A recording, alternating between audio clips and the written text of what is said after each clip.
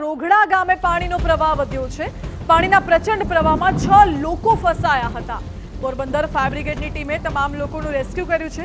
મહા મહેનતે તમામ લોકોને બચાવીને તેમને બહાર કાઢવામાં આવ્યા છે। આ દ્રશ્યો જુઓ, અંધારાનો સમય હતો અને પાણીના પ્રચંડ પ્રવાહ વચ્ચે 6 લોકો ફસાયા હતા, જેમનું રેસ્ક્યુ કરવામાં આવ્યું છે। વધુ જાણકારી આપી રહ્યા છે સંવાદદાતા હિતેશ।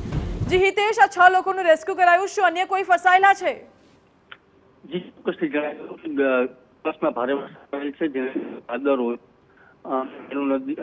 દરવાજા ખોલવામાં આવ્યા છે અને સતત વરસાદ પણ વધી રહ્યો છે, જેના કારણે ઘેડ પંથક આખું ઘેડ પંથક બેટમાં ફેરવાઈ ગયું છે। સતત બીજી વખત આ ઘેડ છે બેટમાં ફેરવાઈ ગયું છે। અનેક લોકો ફસાયા છે, હજુ પણ રેસ્ક્યુની કામગીરી ચાલુ છે।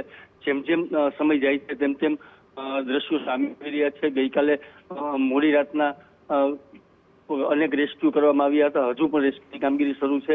ઘેડની પરિસ્થિતિ અત્યારે હાલ એવી છે કે અચાનક જ ભાદર ઓજત અને વેણુના દરવાજા ખોલવામાં આવતા ત્યાં પશુ પક્ષીઓને ખાવા માટેનો ચારો પણ ખૂટી પડ્યો છે અને લોકોને પણ ખાવા માટેના ફાફા પડી ગયા છે। આટલી ઝડપથી પાણીનો પ્રવાહ વધી જતા લોકો ભારે મુશ્કેલીમાં મુકાઈ ગયા છે અને હજુ પણ પાણીનો પ્રવાહ પ્રચંડ વધી રહ્યો છે, જેના કારણે આ આખું ગેટ છે તે બેટમાં ફેરવાઈ રહ્યું છે અને હજી સાંજ સુધીમાં વધુ પાણી આવે તેવી દહેશત ઘેરના ખેડૂતો દર્શાવી રહ્યા છે।